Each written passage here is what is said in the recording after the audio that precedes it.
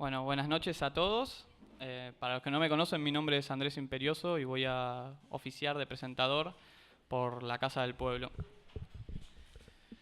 Bueno, en primer lugar, a modo de presentación, como primer elemento quisiera recordar, bueno, es inevitable recordarlo también, al negro Tula, quien de alguna manera ofició de impulsor de esta charla, del libro y del nexo, por lo menos de nosotros, con Horacio Crespo, que si no, obviamente no hubiese sido posible esto. Y por el mismo motivo, agradecerle a la gallega, a la mujer del negro, quien fue para nosotros siempre un gran aliento en nuestra militancia diaria como socialistas, en nuestra búsqueda intelectual de un horizonte socialista, y quien, bueno, por motivos de viaje ya no puede estar hoy acá, pero también quería agradecerle a ella en primer lugar. Bueno, y en segundo lugar quería agradecerle también a Horacio por, a pesar de la acotada agenda que tiene, que puede estar hoy acá con nosotros para brindar la charla. Y bueno, que es la verdad, como cuando pasamos por los pasillos en la facultad y en las aulas decíamos, es una oportunidad realmente extraordinaria poder contar con una charla de este estilo con Horacio, cuando la mayor parte del tiempo se lo dedica entre México y Córdoba, con lo cual queda muy poco tiempo para tener una charla abierta sobre Aricó con alguien que que conoce su pensamiento de manera tan profunda.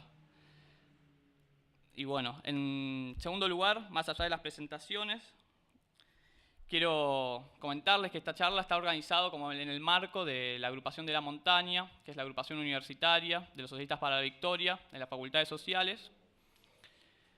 Es una de las primeras actividades que nosotros hacemos, pero por lo tanto nos pareció muy importante, por un aspecto en particular que oficia a la facultad, que es una pregunta que encontré justamente en el libro, que lo encontré de una manera explícita y en la primera página, que es la pregunta: ¿hasta qué punto el conocimiento teórico determina la acción política? Esa pregunta, por lo menos a mí, fue la que guió mi carrera. Digo, me parece que es la pregunta clave para cualquiera que quiera militar y esté estudiando en las facultades sociales. Y me parece que es la pregunta disparadora que hoy quizás acá podemos encontrar algunas respuestas. Y en este objetivo explícito, que es del libro, que está justamente, como decía, en la primera página, Aricó mencionaba los clásicos, que la respuesta está en los clásicos. Hoy para nosotros, los jóvenes de socialistas, Aricó es un clásico, porque como parafraseando al negro, que parafraseaba otro autor en el pequeño libro socialista, es alguien que todavía tiene mucho que decir acerca del presente. Hoy nosotros vivimos un proceso muy importante en América Latina y en el país, ligado al kirchnerismo, un fenómeno que viene del peronismo, pero que no es exactamente lo mismo, que es un movimiento de masas ligado a sectores progresistas y donde nosotros participamos activamente como actores políticos. Al mismo tiempo estamos en un proceso de conformación como partido político. El elemento, parafraseando también estos autores, yo suelo citar mal de memoria, donde significa la síntesis más alta de la teoría y la práctica, y con lo cual recurrir a autores como Aricó y por medio de él a los grandes clásicos del marxismo es casi una urgencia, diría.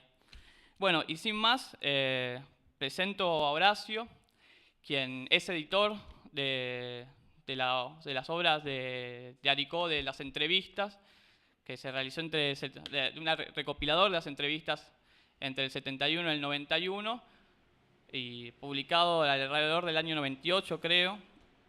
Y bueno, y principalmente, y también por lo cual es el puntapié de la charla, de las recientemente publicado por el Fondo de Cultura, las 9 lecciones sobre economía y política en el marxismo. No sé si está bien citado.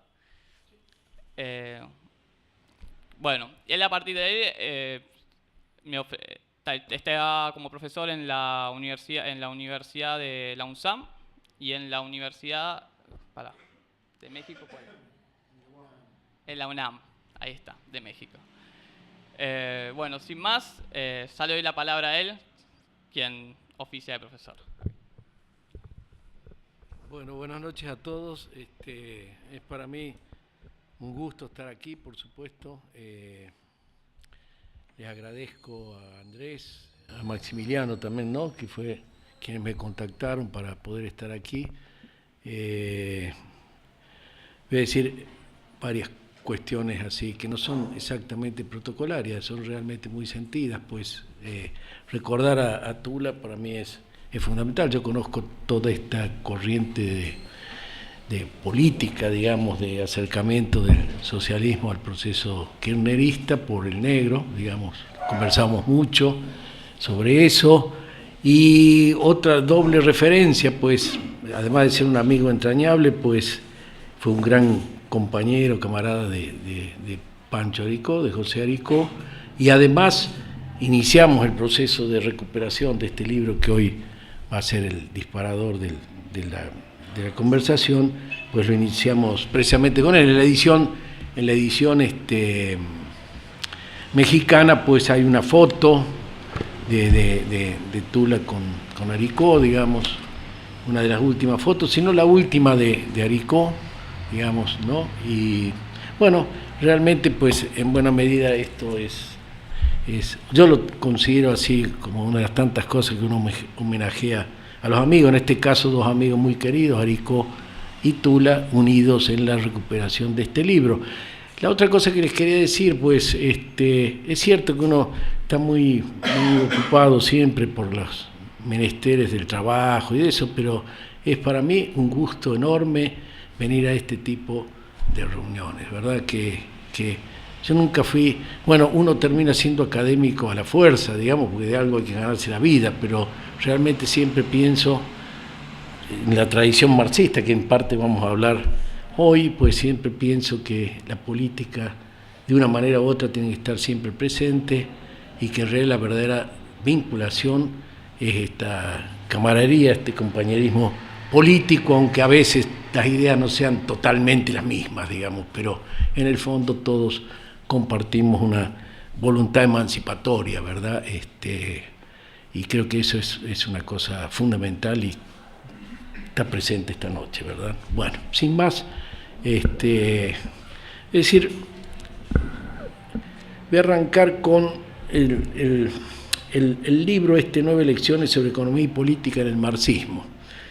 En realidad voy a hacer inicialmente una anécdota. Este libro estaba dentro de unos materiales que María Teresa Purracián, la viuda de José Aricó, había preservado pensando que eran escritos de Pancho que en algún momento podían ser utilizados, ¿verdad?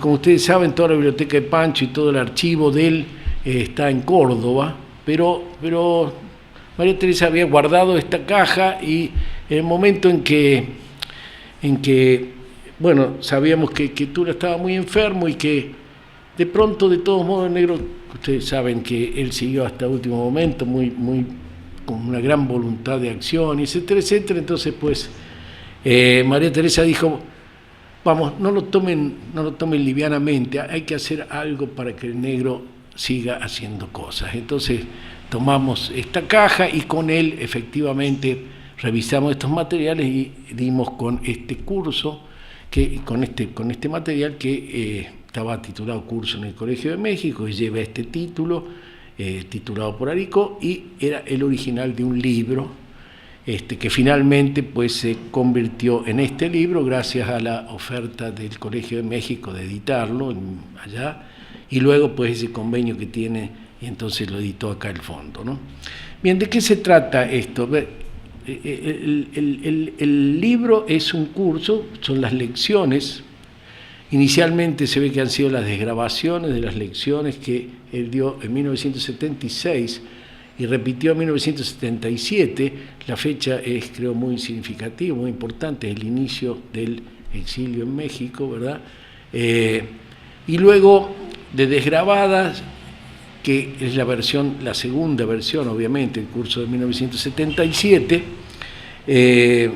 Luego hay un primer manuscrito, un segundo mecanuscrito y un segundo mecanuscrito, el segundo más reducido que el primero, más que yo he datado más o menos de 1983, un momento muy cercano al regreso a Buenos Aires. Entonces es un original prácticamente terminado. Hay algunas imperfecciones de forma que seguramente estaban esperando la mano de algún corrector de estilo de la editorial. Yo no se la di, lo dejé tal cual estaba, salvo en un par de lugares que había erratas evidentes. O sea, quiero decir, acá hay un libro orgánico preparado por Aricó. Esto no es ninguna... No es Economía y Sociedad armado por Marian Weber, digamos, no, este es un libro que hizo Aricó. La diferencia es que, esa inclusión de algunos textos del primer manuscrito que lo enriquecen, especialmente un comentario largo que hay sobre las posibilidades de lectura múltiple del Capital, y además en las 4 primeras lecciones, pues las otras no estaban ya, las desgrabaciones de las preguntas del curso, ¿no?, editadas. Entonces, en esas preguntas yo las conservé, Pancho las había quitado, yo las conservé porque me parece que hay un material muy rico en ese diálogo. Entonces, este es más o menos el origen del material. Bueno, segunda cuestión que yo quería, que lo planteo en la introducción, en la breve prólogo que dice a la edición. Bueno, ¿qué nos autoriza a publicar un texto que obviamente el autor no quiso publicar? Esta es una pregunta que hay que hacerse, ¿no? Uno puede tener la actitud siguiente, como dice Sartre respecto a Flaubert, ¿no? Dice, uno entra en un muerto como Pedro por su casa. Y eso es cierto, digamos, que se murió, digamos, y bueno, pueden estar ciertas restricciones legales, pero en realidad el legado es así abierto y amplio. Pero hay un hecho que es significativo. Aricó armó este libro y no lo publicó, y nadie podría argumentar que no encontró editor, porque, digamos, si hay algo que sabía hacer Aricó era editar y conseguir cómo editar el libro, tipo que editó más de 1,5 millones de ejemplares. O sea, obviamente el problema de la edición no era, hubo una voluntad de no publicar esto. Entonces yo me pregunté por qué razón, creo haber encontrado la razón, o por lo menos una de las razones, indirectamente, ¿no? En una de las entrevistas, ya que él da después que llega acá a Buenos Aires, una entrevista larga, él dice, ha cambiado la cultura política. Le preguntan, ¿y usted va a seguir o vas a seguir con los cuadernos de pasado y presente? Y dice, no, los cuadernos de pasado y presente llegó al número 98, había pensado 100 cuadernos y quedan ahí sin seguir. ¿Por qué? Porque ha cambiado la cultura política. Y el diálogo que silvanaba en los cuadernos con la vieja tradición del marxismo, es un diálogo que hoy no puede ser retomado. Hay un hiato, una cesura muy importante que fue la cesura, digamos, en parte la represión de la dictadura militar, pero también una transformación muy radical del mundo de los 70 al mundo de los 80 y luego posteriormente de los 90. Yo creo que esto tiene que ver con este libro, porque una de las ideas que yo tengo es que este libro es en realidad el prólogo a la colección de cuadernos de pasado y presente y a la biblioteca del pensamiento socialista, los dos grandes emprendimientos editoriales de Aricó respecto a la tradición socialista, ¿verdad?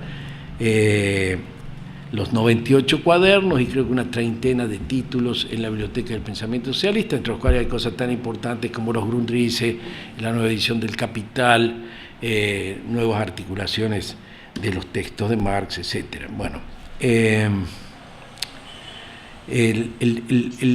uno de los valores, un primer valor que yo quería significar en 9 lecciones sobre economía y política en el marxismo, es que esto nos explica más de una manera absolutamente explícita, no es necesario pensar entonces por qué o el porqué de esa articulación de los 100 cuadernos y la gente que publicó en la Biblioteca del Pensamiento Socialista, sino que aquí está explicitado pues, las razones de la aparición de una multiplicidad de autores, de temáticas, de entrelazamientos y entrecruces.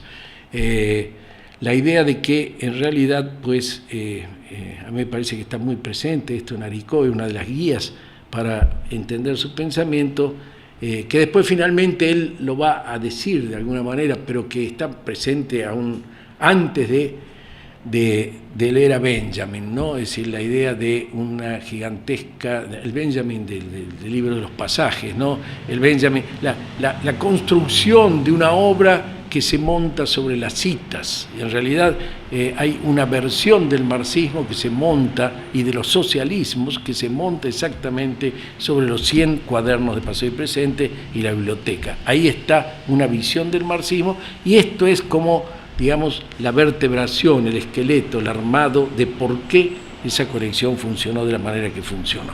Entonces, el otro gran texto, que yo creo que es un texto exactamente paralelo a este, Marx y América Latina, pues es el prólogo a ese segundo gran emprendimiento que yo creo que es lo que falta, el tesoro que falta poner en circulación, que es su enorme cantidad de reflexiones y de escritos sobre el socialismo y el marxismo en América Latina, ¿verdad?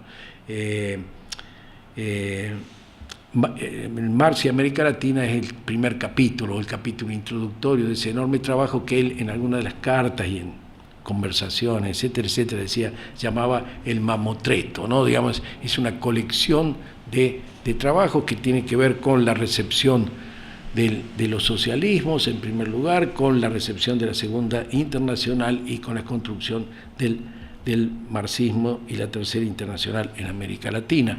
En algunos casos hay algunas partes de ese mamotreto publicadas, la edición de Portantiero, por ejemplo, sobre el Justo, la hipótesis de Justo, que es parte de ese material. También circula pues el marxismo de la Tercera Internacional en América Latina. Digamos, hay algunos textos pero hay una enorme cantidad, yo calculo que son más o menos entre 3 y 5.000 páginas, en distinto grado de elaboración y en distinto, que habrá que organizar, que habrá que ir armando para ir, en este caso sí, no es un libro ya montado y definitivamente editado, sino que habrá que hacer una edición, por lo menos de lo más importante de ese material, ¿no? Porque yo creo que es una riqueza enorme. Entonces, son como dos grandes líneas del trabajo de Aricó que tienen en estos dos libros, en Marx y América Latina y en 9 lecciones, tienen precisamente pues el prólogo que les da mucho de su sentido, por lo menos mucho del sentido que le quiso dar su autor a estas dos líneas. Bueno, el segundo punto que me parece que estaba detrás de la negativa de Aricó de publicar este libro, bueno, debo decir que esto no es una presunción hipotética, ¿no? Pancho era muy reticente a publicar. Uno de los problemas es eso, la visibilidad de su obra. En el prólogo a las entrevistas, yo recojo una cosa que ahora ya no se decía tanto, pero en su momento se decía Pancho escribió poco, lo cual es un absurdo. Pancho escribió muchísimo, pero es muy disperso, es una obra de un grado alto de dispersión, o sea, vamos a decirlo de otra manera, con una visibilidad baja. Hay que otorgarle legibilidad, y es un esfuerzo que, bueno, de alguna manera a través de las entrevistas y a través de este libro, pues yo estoy empeñado. Me parece que es una contribución importante dar legibilidad, dar visibilidad a esta obra enorme de Aricó. Es decir, no escribió poco, hay que preguntarse qué es lo que escribió, cómo y el sentido de lo que escribió, porque ahí hay una primera aproximación a su intelección de los escritos de Marx. Sí, para Aricó, Marx es un palimpsesto abierto, digamos, y trabaja, y es tan importante los libros que Marx publicó en vida como, o más aún importante, lo que no publicó en vida, y qué nuevas lecturas y nuevas articulaciones podemos hacer de la obra de Marx. Y el otro gran modelo de Aricó, que es Gramsci, ¿no? Es decir, los cuadernos de la cárcel, que, bueno, han tenido por lo menos dos sucesivas versiones, ¿no? La versión de Togliatti, la versión del Partido Comunista Italiano, la primera versión, y luego la segunda versión crítica de los 6 volúmenes. Y Vaca está hablando de que hay que hacer una nueva reedición con nuevos materiales. Entonces, a mí me parece que eso es un poco, estas obras que son múltiples y que tienen este tipo de dificultad de legibilidad, aunque por otro lado confiere una enorme riqueza. Entonces digo, no es aventurado pensar de que efectivamente él decidió no publicar este libro, el libro quedó armado como para entregarlo a un editor y no salió. Segunda razón por la cual creo que ahora es importante, primero porque ha cambiado nuevamente la cultura política, pero hay otra razón fundamental, que es que a partir de 2008 se ha disipado, yo creo que empezó a disiparse desde el 2001, pero a partir del 2008 se ha disipado mucho más la noción, esa especie de naturalización que de pronto después de la caída del muro de Berlín, y especialmente en los años 90, todos la vimos con mayor intensidad o con menor intensidad, pero todos fuimos, todos fuimos como sujetos o como bombardeados por la cierta naturalización de las relaciones capitalistas. Es decir, parecía que el capitalismo era lo natural, que es más, de cierto punto de vista, pues la noción de Fukuyama, de que la historia se ha terminado, pues es algo así, que el capitalismo se ha instalado y no podemos pensar otra sociedad distinta. Yo creo que a partir del 2001, por razones políticas, y a partir del 2008 por razones económicas podemos pensar de otra manera. Me parece que somos contemporáneos de otra realidad del capitalismo. El capitalismo, al menos confesadamente por los apologetas, más no ya por los críticos, sino por los actores del capitalismo de manera directa, dice, está confrontando la crisis más importante, al menos desde 1930. Yo creo que es más importante que la crisis de 1930 y más profundamente sistémica, digamos, pero de todos modos vamos a tomar la palabra a los apologetas del capitalismo, estamos frente a una crisis de la dimensión de 1930, son los mismos que hace 8 años le dieron premio Nobel de Economía a tipos que decían que la ciclicidad del capitalismo está totalmente corregida y que no había ningún problema y que estábamos ya en el momento del supercapitalismo, sin apenas leves fluctuaciones, ¿no? Entonces, la idea de la crisis está absolutamente atrás, es la idea central, rectora de este libro.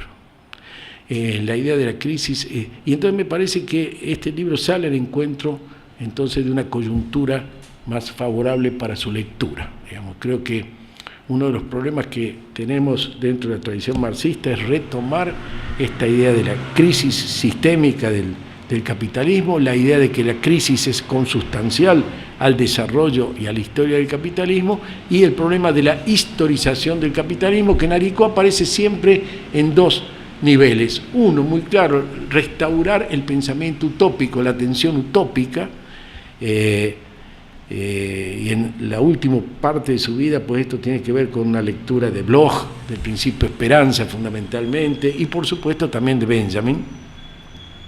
Esta idea de que, y que además lo recoge muy bellamente dicha en muchas de las entrevistas, o en algunas de las entrevistas, ¿no? Es decir, la importancia del pensamiento utópico, porque la presencia del pensamiento utópico nos remite siempre a que otro mundo es posible. Y si otro mundo es posible, aunque sea al menos imaginadamente, quiere decir que el capitalismo no es natural, que las relaciones sociales son eso, relaciones sociales históricas que pueden cambiar, que son resultado del hombre y no de la naturaleza. A mí me parece que esto es un elemento muy importante en el pensamiento de Aricó, y también otro elemento de la presencia de una idea mucho más global del capitalismo que la que teníamos antes, o que teníamos que pensarlo a través de su propia acción editorial. Ahora disponemos de un texto que me parece que es un texto fundamental, y voy a pasar a decir qué consiste este trabajo. El trabajo, la idea de crisis está absolutamente por detrás.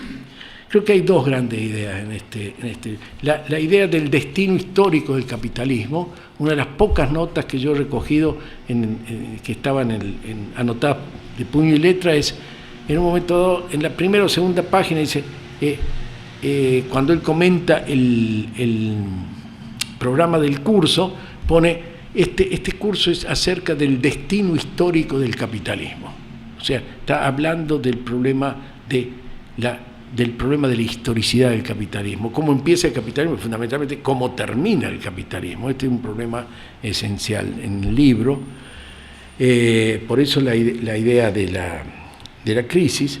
Y la otra es el problema que yo creo que es la otra idea capital, central en toda la obra de Aricó, que es el tema de la autonomía de la política, es decir, de qué manera se construye una teoría de la política en el marxismo, y de qué manera se resuelve este problema que es un problema central, que es el problema que siempre late en el marxismo, ¿no? El de las determinaciones, dicho de una manera grosera, digamos, aquella famosa idea del marxismo objetivista, digamos, de la estructura y la superestructura, las relaciones dominadas por una estructura férrea que más o menos determina las acciones de los sujetos políticos, el margen de la decisión de los sujetos políticos muy reducida, y la otra visión de que es encontrar entonces una teoría de la política que permita pues al marxismo zafar de este determinismo. Por eso el título, 9 lecciones sobre economía y política en el marxismo, es decir, todo el tema esencial es de qué manera pues combatir este determinismo objetivista. En ese terreno se sitúa el libro, de qué manera construimos o se construye una teoría política en el marxismo. Teoría que, como ustedes saben, no fue completada por Marx, es decir, no hay un libro que diga la teoría de la política del Estado en Marx, que está sujeto y es parte constitutiva de la propia historia del marxismo. Entonces, la búsqueda de la autonomía de la política la va a hacer Aricó precisamente en un recorrido crítico por la historia del marxismo, arrancando en un primer capítulo, la primera lección, que es plantear este problema en Marx. Ustedes van a encontrar que quizás sea este primer capítulo un tanto insatisfactorio. Yo creo que hay que leerlo en conexión con precisamente el libro Marx y América Latina, digamos, ¿no? Hay la reflexión sobre la política en Marx y la excepcionalidad de la política para Marx y el problema que tenía Marx con la política, en definitiva, con el estatus de la política, el estatuto de la política en el pensamiento de Marx, y entonces un recorrido a través de Lenin para llegar, digamos, a Gramsci, donde él creo que encuentra, si Aricó encuentra en Gramsci, pues los fundamentos de la posibilidad de pensar la política desde el marxismo. Es decir, el gran aporte de Gramsci es precisamente para Aricó, pues poder pensar este elemento de autonomía de la política, cuánto los sujetos políticos son capaces de crear y de generar realidades pensando que siempre estamos remitidos a un determinado tipo de sociedad, pero que esta constricción no evita pues la libertad de la acción política, y a la vez de qué manera los sujetos políticos se constituyen, digamos. Esto me parece que es el tema esencial, y entonces arranca en un segundo capítulo de la aparición de un personaje muy importante que es Bernstein, ¿no?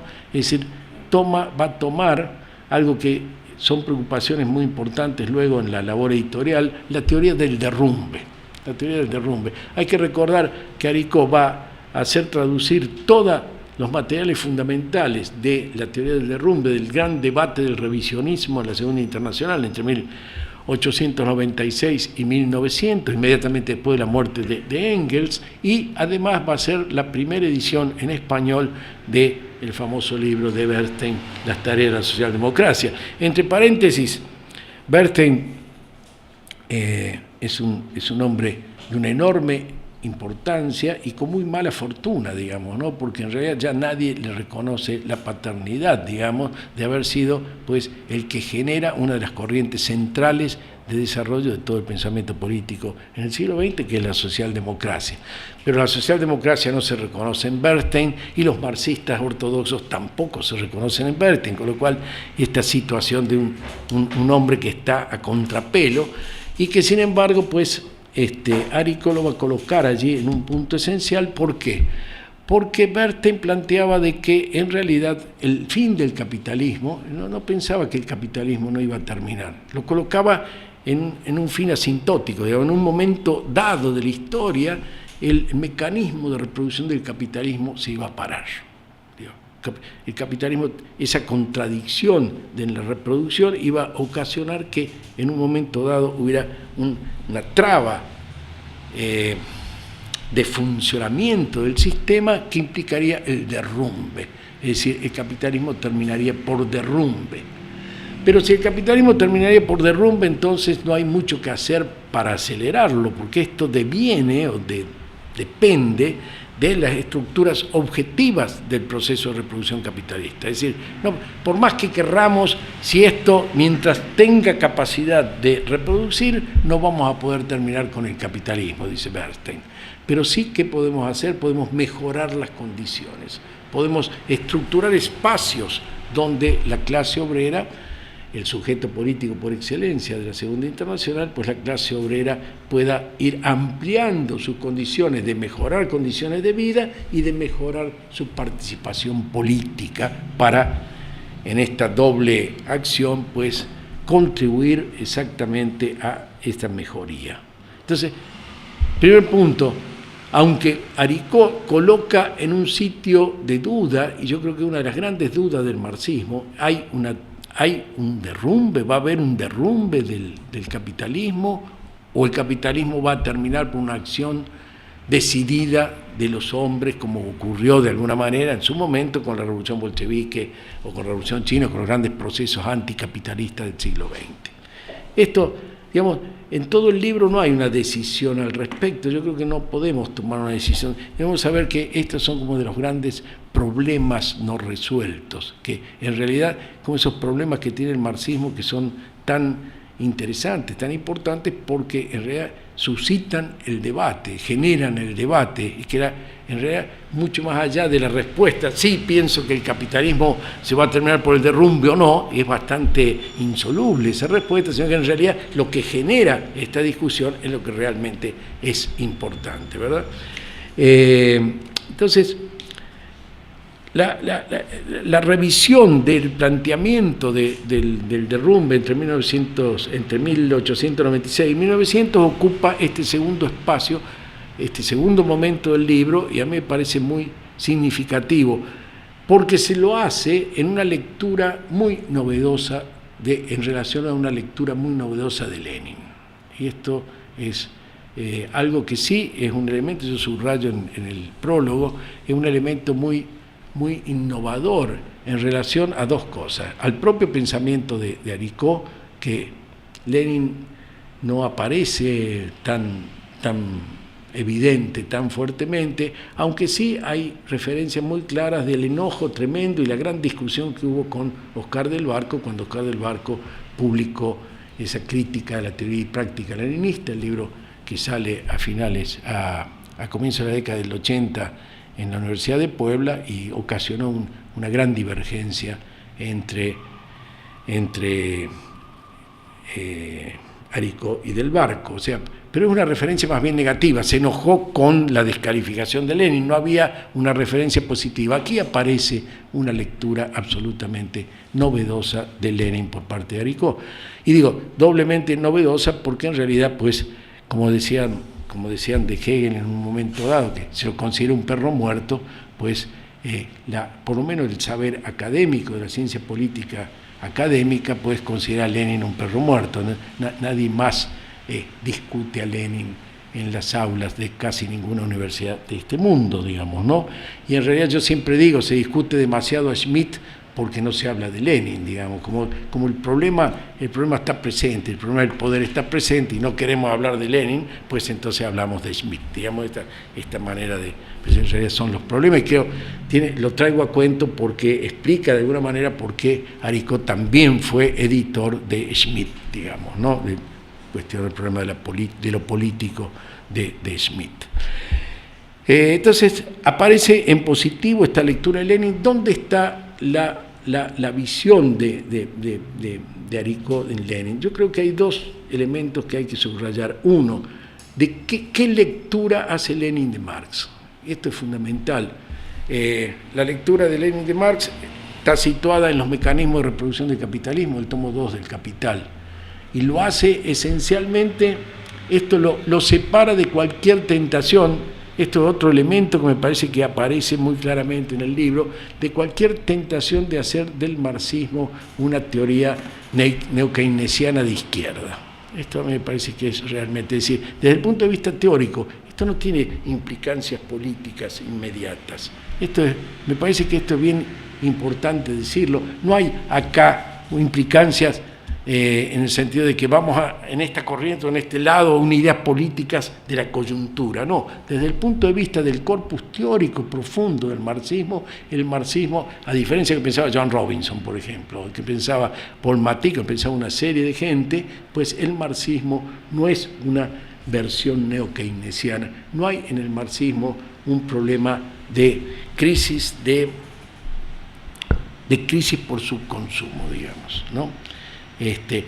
La expresión de la crisis puede ser una crisis de subconsumo, una crisis pero en realidad, pues el mecanismo de la crisis del capitalismo en la lectura de Lenin del tomo 2 del Capital, lo empuja a pensar otra solución. Y entonces ahí va a surgir lo que identifica Aricó como la idea de formación económico-social, es decir, el estudio de las relaciones sociales concretas como articuladoras, como el lugar de intersección desde donde se puede construir efectivamente una teoría de la política, ¿verdad? Es decir, si la teoría de la política era el mejoramiento, esperando el derrumbe, el mejoramiento de la clase obrera en el caso de Bernstein, en el caso de Lenin el problema está precisamente en de qué manera históricamente se pueden definir las condiciones de lucha anticapitalista en una formación social dada, que van a diferir enormemente de la Rusia de 1905 a la Francia de 1930, a la Argentina del 2010. Esto es, me parece, lo esencial, y una de las críticas básicas que se desprende de allí, entonces, es que no se pueden hipostasiar las soluciones. Ahí está claramente que desde el propio Lenin, pues la crítica al marxismo-leninismo, digamos, ¿no? Es decir, no se puede hacer la solución del quehacer como el modelo ahistórico de la construcción de la organización revolucionaria. Eso que funcionó contra el zarismo no puede funcionar en la sociedad avanzada, digamos. Una verdad de perogrullo, pero una discusión que de todos modos creo que está presente de dos maneras. Una, en 1980, en 1970 y pico todavía no estaba demasiado claro esta verdad, todavía la Unión Soviética existía, todavía los modelos de partido existían, y en segundo lugar, eso por presencia demasiado exagerada, el peso de la tradición leninista efectivamente real, efectivamente el socialismo efectivamente real, los partidos comunistas efectivamente reales, el marxismo-leninismo todavía real, y hoy por ausencia, digamos, porque en toda esta teoría de los nuevos movimientos sociales que se ha desarrollado a partir de los 90 y la teoría de la sociedad civil, todas llenas de elementos muy, muy positivos, de todos modos, a mi juicio, me parece que de alguna manera se desprende de algunas cosas también de Aricó, aunque sería abusivo decir está presente allá. A mi juicio, me parece que sigue latiendo el problema de la organización transformadora, para darle un nombre. Es decir, o el tema del partido, para hablar en términos clásicos. Es decir, ¿cuál es la estructura que va más allá de la fenomenología de las luchas? Digamos, ¿cuál es la estructura que puede ir totalizando los procesos sociales en la lucha anticapitalista?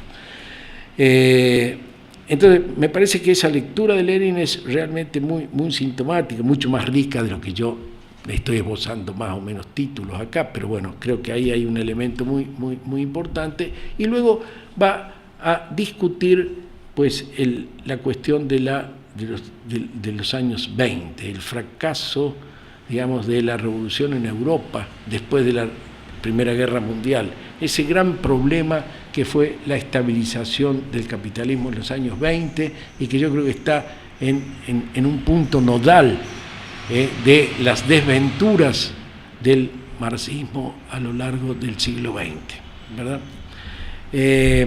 ¿Cuál es la lectura del asunto? Pues la lectura del asunto me parece que hay atrás en Pancho una idea muy fuerte, que es que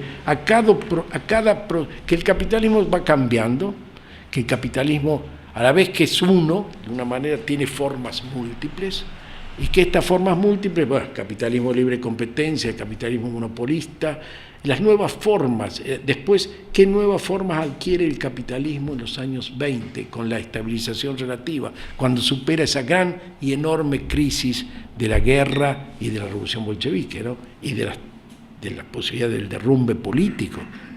Bien, y ahí hay una idea que es una idea que, de alguna manera uno puede decir, bueno, está presente en Lukács, ¿no? Pero que Aricó la coloca, me parece que en un lugar muy privilegiado, que es, y entonces la pregunta, ¿para qué sirve la teoría, no? ¿Por qué la teoría es importante para la política, no?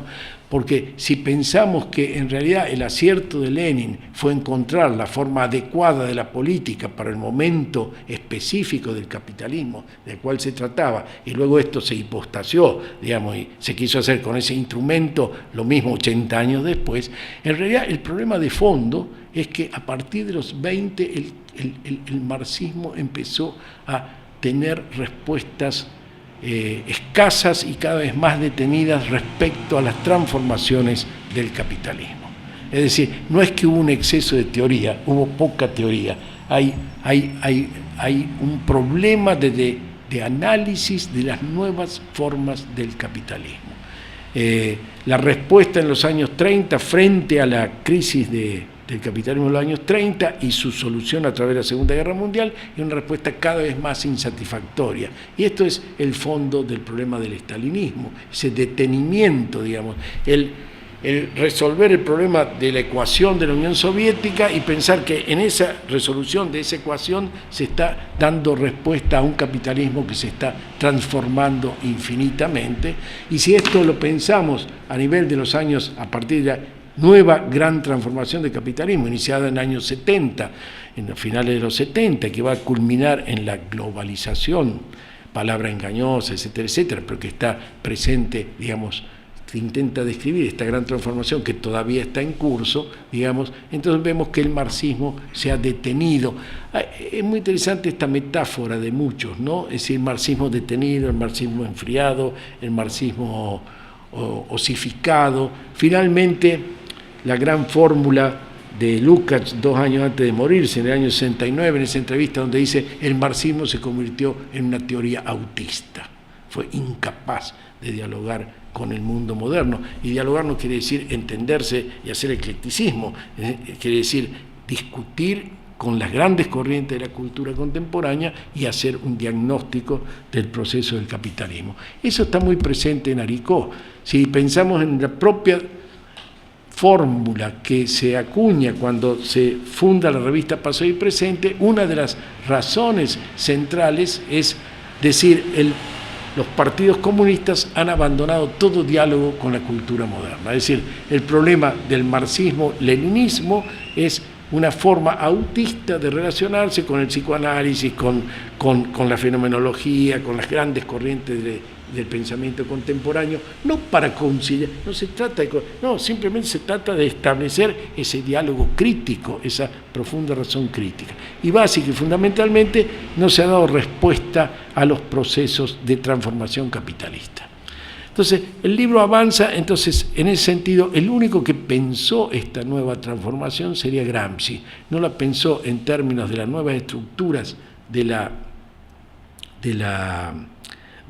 economía capitalista, pero sí lo pensó de una forma absolutamente novedosa en términos de la organización política, en términos de la respuesta política.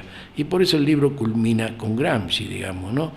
En Gramsci estaría, pues, esta forma de totalización de la respuesta anticapitalista, que no puede ser una respuesta solamente a nivel reivindicativo, una respuesta a nivel de la llamada estructura económica, sino básica y fundamentalmente en una respuesta de un orden político total, global. La concepción de la hegemonía en Gramsci es precisamente, pues, la discusión de la lucha anticapitalista en todos los niveles de la sociedad, digamos, ¿no? Y me parece que en el capítulo final, precisamente, que es la política en el marxismo, me parece que va al encuentro muy novedosamente de todo lo que es los procesos de movimiento social en los nuevos movimientos sociales en los años 90, es decir, la politización de los procesos sociales. Es decir, romper con esa dicotomía entre procesos de lucha social y procesos de lucha política, sino establecer un continuum precisamente entre la lucha social y la lucha política.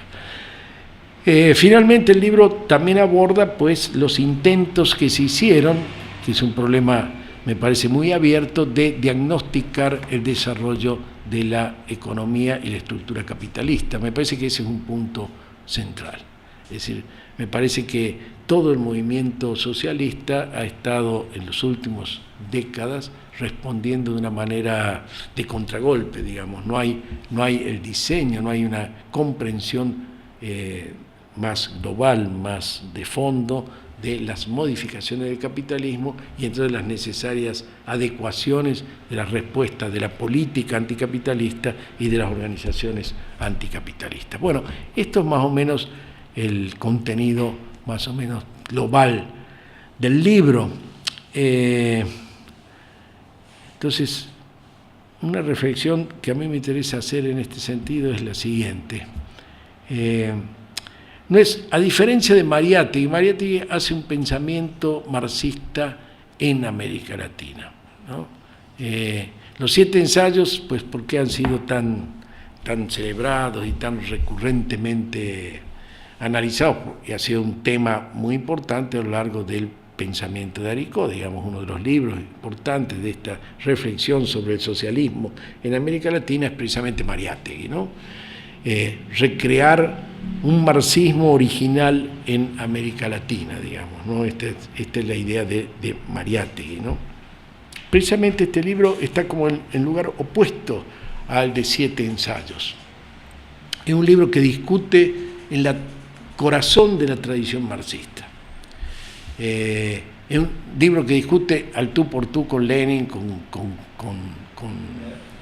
Bernstein, con Gramsci, con Matic, es un libro que entonces está en el mainstream, en la corriente principal del pensamiento marxista, y en ese punto de vista creo que hay una originalidad tremenda y creo que hay que decir las cosas por su nombre. Es el único libro, creo yo, de la tradición marxista de América Latina que se coloca en esa perspectiva, que no se coloca en una perspectiva de recibir